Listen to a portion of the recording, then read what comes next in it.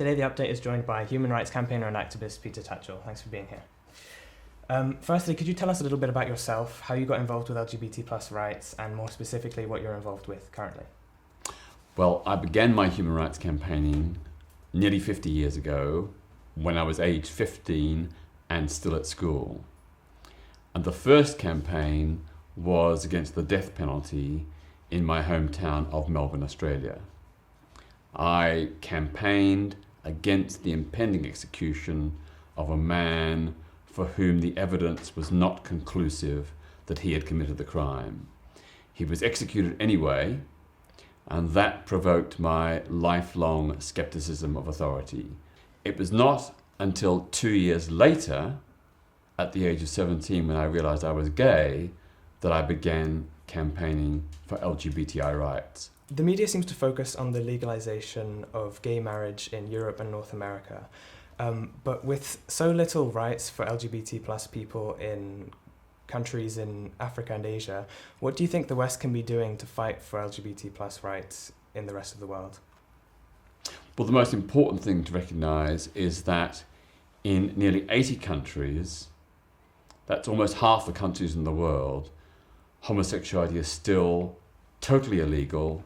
It's a criminal offense, punishable by many years imprisonment, in some countries by flogging, and in a few countries by execution. There is no international human rights convention that explicitly and specifically prohibits discrimination based on sexual orientation, gender identity, or intersex status. Right. So LGBTI people are far, far behind in terms of human rights on a global scale. For most LGBTI people in the world, the issue is not same-sex marriage. Important though in principle that is.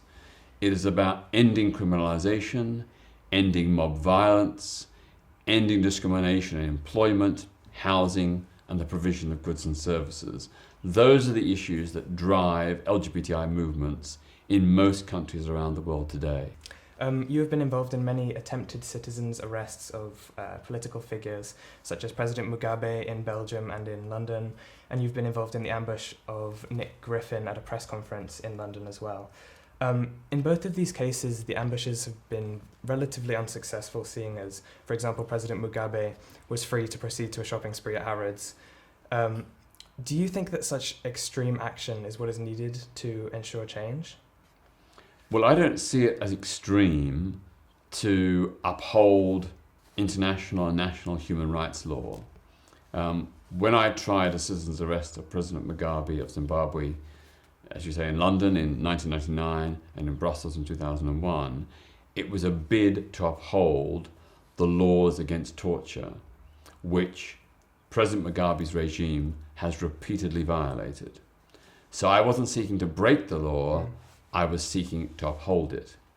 And although those actions did not succeed, they should have, but they didn't, thanks to the connivance of the Belgian government and the British government, although they did not succeed, they did succeed in raising public awareness about his human rights abuses.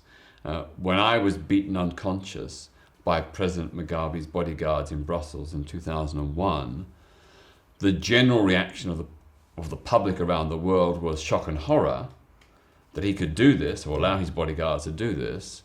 But also, more importantly, I think most people understood if President Mugabe was prepared to allow his bodyguards to beat up a peaceful protester in a European capital city in broad daylight in front of the world's media, just imagine what he's doing to his own people when no one is watching. So in terms of highlighting the abuses in Zimbabwe, it was successful. Right. You're a leading member of the LGBT plus human rights group Outrage, and you were involved in Outrage's Stop Murder Music campaign, which opposed the work of music using homophobic lyrics. To what extent do you believe the censorship of music should be allowed? Well, of course, the Stop Murder Music campaign targeted 8 Jamaican reggae and dancehall singers like Buju Banton, Elephant Man, Bounty Killer, TOK, and so on.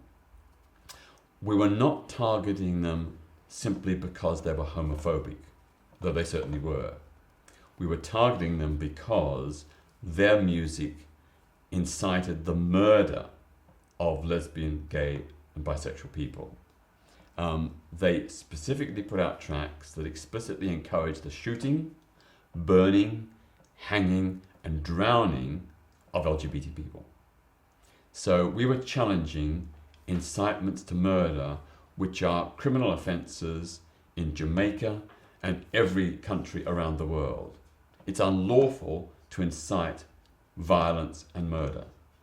So we chose those 8 singers based on their incitements to murder. There were other Jamaican and other rap stars who said homophobic things.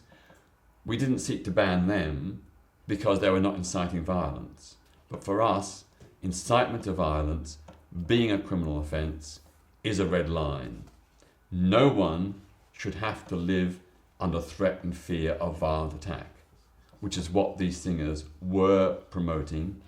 And their lyrics, their songs, coincided with a spike in violent attacks upon LGBTI people in Jamaica, in Britain, and in other countries where their music was being played.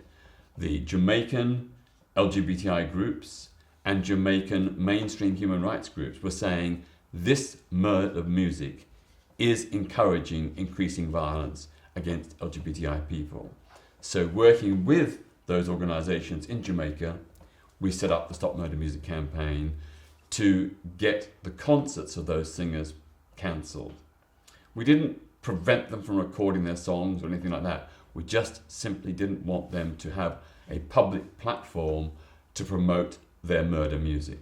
As a vocal opponent of the British and American involvement and subsequent invasion of Iraq in 2003, how do you feel about the decision last week by the British government to start bombing in Syria against ISIS?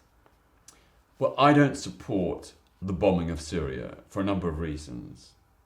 First of all, the idea that 7 or 8 British jets are going to make a difference in the war is absurd. The people who bombed and shot in Paris were not from Syria. They were from Brussels. The second point is that if Western powers bomb in Syria, that's exactly what ISIS want. Their narrative is that they are defending Muslims against the invader, crusader West. So if we play into that narrative by bombing, that will reinforce their agenda, their story, which is about Muslim people under attack from the West. My view is the way to approach this issue is to support the democratic and secular Kurdish and Arab forces inside Iraq who were already fighting and defeating ISIS on the ground. Right. Well, okay, so you mentioned giving weapons to a rebel group. In 2003, you said you supported giving massive material aid to Iraqi opposition groups, including the Shiite Supreme Council for Islamic Revolution in Iraq. This group later turned out to want to establish an Iranian religious dictatorship, and the militant arm of this organization is reported to have been involved in attacking and killing many gay people in Iraq. Isn't arming rebel groups just risking sending weapons from Western governments into the wrong hands? Well, of course, in hindsight, that was a mistake. When I made those comments, the Supreme Council for Islamic Resistance in Iraq was Islamist, but fairly moderate. It became much more radicalized in the course of the Western intervention and subsequently. But even so, I still regret and apologize for making that suggestion. I think the difference with Syria today is there very clearly are non-Islamist, totally non-Islamist forces who are committed to democracy and secularism, such as the Kurdish YPG and such as the new Syrian Democratic Forces, and also including some elements of the Free Syrian Army. So I think, yes, we have to be very, very careful, and I would not support giving weapons to any Islamist groups. even perhaps not even some of the moderate ones. I think we need to stick to the democratic secular forces. There are some reports that the YPG murdered innocent Arab people. How can we ensure that we're not supporting the wrong people? Well, there is one report alleging human rights abuses by the Kurdish YPG and the cleansing of Arab villages. That's true. But the information that the report is disputed. I'm not saying it's wrong, but I'm just saying it is disputed. And overall, the YPG has a very, very good record.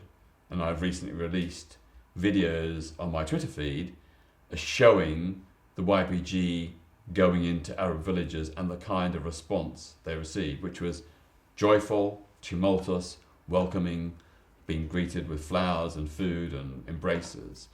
So I think looking at the politics of the YPG and its overall history, I think we can be fairly safe that it is a reliable democratic secular force. That is not a guarantee that there'll be no human rights abuses. Of course, you look back in the Second World War, the British and American forces committed many human rights abuses in the bid to liberate occupied Europe from Nazi Germany. So even if we hold up the fight against Nazism as a great heroic example of a just war, there were human rights abuses, but that does not mean that overall the liberation of Europe from Nazism was a bad thing. Okay. If there was one piece of advice you could give to young people about sticking up for what they believe in, what would it be? Change happens when enough people decide we have had enough. We're not going to put up with things as they are. We know throughout history that social change comes when thousands, hundreds of thousands, and millions of people decide, no, this is not the right way to do things. People power is the way forward, and you and I can all be a part of it. You don't have to devote your whole life to it, although you can if you wish, but making a small contribution is really, really easy. One thing I'd suggest, Amnesty International has a Prisoner of Conscience campaign. You can go to the Amnesty International website and sign up to support the Prisoner of Conscience campaign. They will send you an email, probably once a month, to help secure the release of a political prisoner or the end to their torture. Those campaigns by Amnesty, where thousands of people write to governments, police chiefs, jailers and others, have helped secure the release of thousands of political prisoners in countries all over the world. It's a huge, fantastic model of how change can happen. My final point is, please think about my motto, which is this: don't accept the world as it is, dream of what the world could be, and then help make it happen. Okay. It's been an honour. Thank you so much for speaking to The Update, Mr. Tatchell. Thank you.